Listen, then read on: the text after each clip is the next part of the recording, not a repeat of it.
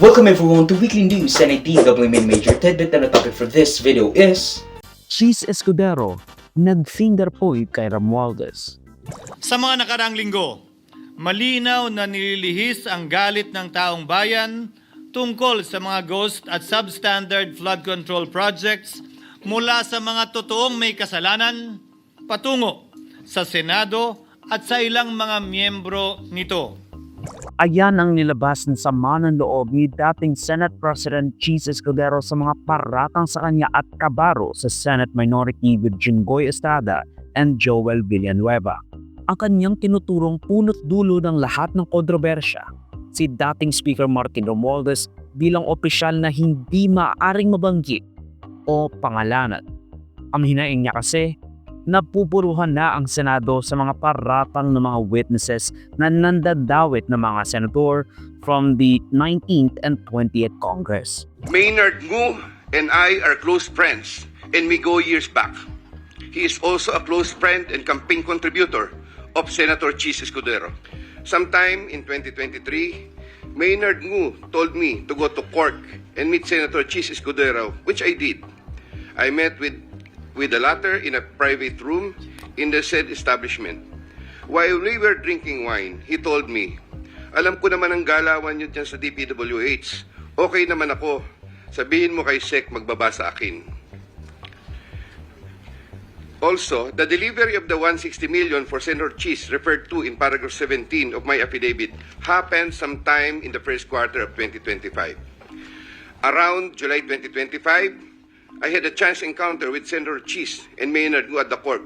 Senator Cheese Escudero approached me, shook my hand, and said to me, "Thank you."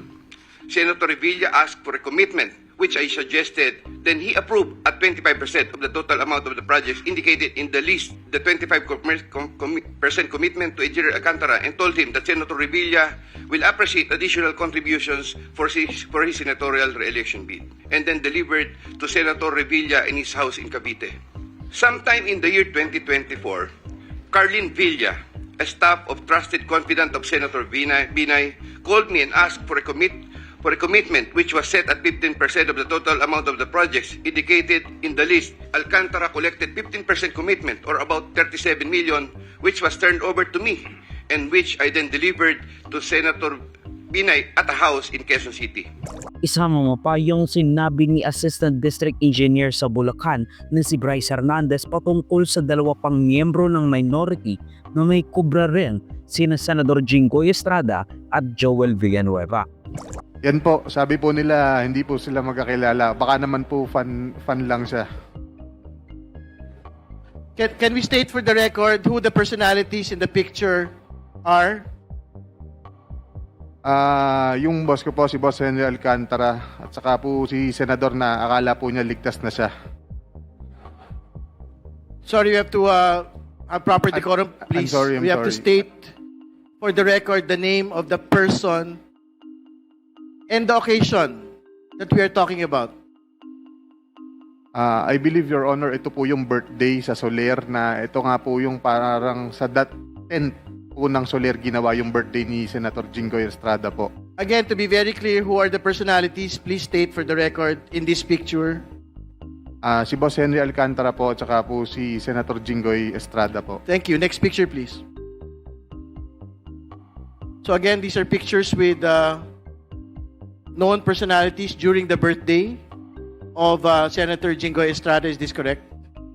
To be honest, Your Honor, I do not know when this picture was taken, but I'm just trying to show that Mr. Alcantara, Engineer Henry Alcantara, and Senator Jinggoy Estrada have met a couple of times already. And they appear, what do they appear? Do they appear close? And they appear super close, Your Honor. All right, thank you. Please proceed. Next picture, please. Ano ba? What was the cause of the crash out? Ang kanyang idinidiin, walang iba kundi ang dating House Speaker ng House of Representatives Martin at ang tinatawag niyang Romualdez script, which diverts the blame mula sa House of Representatives. Isang tao lamang, Ginoong Pangulo, ang nasa likod ng script at sarswelang ito. Siya ang dahilan ng kaguluhan, pagkakaaway-away, pagkakawatak-watak na ngayon yumayanig sa ating bayan, maprotektahan lamang ang sarili niya. Ang pangalan niya ay matagal nang bulong-bulungan sa bawat sulok ng bansa, pero ngayon, unti-unti nang sinisigaw ng taong bayan.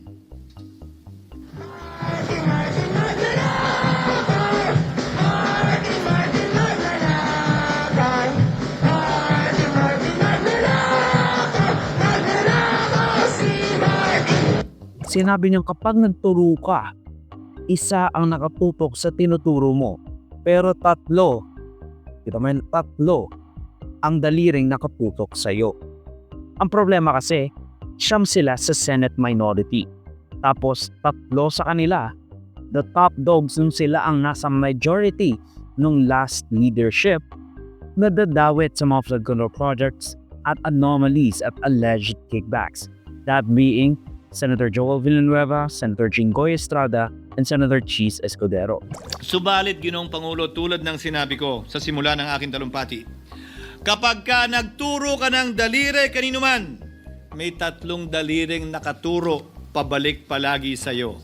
Anong nangyari? Hindi ba't biglang may lumabas na ulat ng PCIJ na ang dami naman palang opisyal, hindi lang senador, mas mataas pa ang tumanggap din ng ganung uri ng kontribusyon noong 2022 elections? Ang tanong ko ay simple. Kung legal at walang mali sa ginawa nila, edi dapat legal din at tama ang ginawa ko. Pero bakit ako lang ang iniimbestigahan tungkol dito? Higit pa doon, Ginoong Pangulo, hindi ba tayon kay Mayor Magalong merong 67 na miyembro ng Kamara na kontraktor? Ito po ay mga miyembro ng Kamara na may construction firm na nakakuha ng kontrata sa gobyerno. Kung bawal talaga ito, ibig sabihin ba niyan, bawal na nilang gastusin ang sarili nilang pera para sa kanilang sariling kandidatura? Bakit hindi din binubusisi yun? Bakit hindi inaalam yun? Ako lang talaga? Sinabi niya rin na is it not suspicious na ang mga bumoboto lang para i-archive ang impeachment ang nadamay sa mga sinasabing script ni Romualdez. Pero siguro hindi niya naalala na si Nancy Binay nadawit rin. Isa si Binay sa bumoto para hindi ibasura ang motion to dismiss the case laban kay Sara nung last week niya sa Senado. And halos lahat naman bumoto para i-archive. So kung sino man ang ma-implicate sa iyo, there's a high probability na kasama yon sa 20 or 23, 22 or 20 na tao na bumoto para i-archive. Kumbaga, it's just a numbers game. Huwag mo sasabihin na kasi bumoto kami para i-archive. Dinabit kami kasi kasama kami sa nag-archive ng video. Na kaya sila binawit, bumoto sila para i-archive yung impeachment complaints laban kay Duterte. Which, halos lahat naman kayo ganun ang ginawa. So, there's a high probability na kayo rin yung may gawa ng kung ano man. That's just a numbers game. Not to mention na si Senator Risa Ontiveros, wala namang budget bycam insertion niya. Pangalawa, si Senate Tito Soto, kakarating lang sa Senado. Kasama rin si Bam Aquino, Kiko Pangilinan, and even Ping Lacson. Pero syempre, kayo talaga. Kayong top dogs, Villanueva, Escudero, at Estrada. Kayo yung nasa taas eh. Malamang kayo yung may kapangyarihan para kumalaw-galaw sa budget. I'm not saying na ginalaw nyo yung budget, pero kayo talaga yung mayroong access dun sa budget aside from Grace Poe. Kasi si Escudero, Senate President. Si Joel Villanueva, Senate Majority Leader. Samantalang si Jinggoy Estrada, Senate President Pro Tempore. So, huwag mo sasabihin nasashock ka na kayo yung nadadawit sa mga flood control project anomalies at budget insertions. Bakit sina Wing Gatchalian, Alan Cayetano, Duterte Block hindi naman nadadamay? Sila rin yung mga enthusiastic for archive ng impeachment ni Sara. Maybe the reason why kayo ang natuturo kasi kayo yung may hawak ng budget. Tapos yung dalawang senador sa kanila, Senator Bongo at Pato de la Rosa, kukunin na raw ng International Criminal Court ayon kay dating Senator Trillanes next year. Sinabi niya, bakit hindi nasasama si Romualdez sa mga investigasyon ng NBI, DOJ o Anti-Money Laundering Council?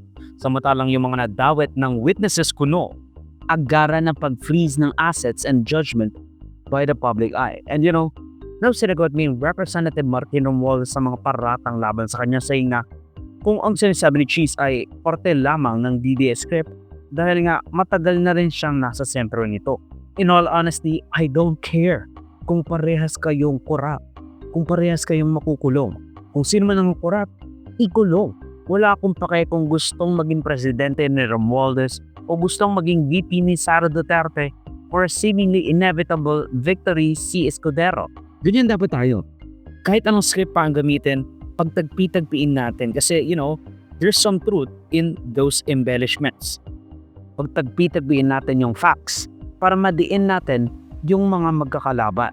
Tapos, maybe after all of that, that way you can finally find out who to evict. Pero ang tanong, may evict na ba? Hindi dapat natin ginagawang fact of life ang alegasyon ng korupsyon na hindi mo man lang siya gagamitin as a demerit or a negative. Kasi nga sasabihin mo, lahat naman ganyan eh. At least ako nakakakuha ng tulong. At least, you know, kilala na siya. Which is fucking stupid. Tapos binoboto niya pa rin sila. You know, kung ako lang, sa totoo lang, merong mali ang tao kasi sila rin ang bumoboto. Ang video clip na ito ay galing sa aking series ng News Around Puerto Rico. Check the entire videos for the complete weekly news recap and subscribe to the channel to be kept up to date sa mga local at global news na I'll make sure will be interesting to you. Particularly you, whatever your name is. Hindi ko alam, sorry. Salamat sa panonood mga kaparami. Like, subscribe, follow me like sa socials and avoid Joseph that will be linked down below. So, susunod, of course. Paalam.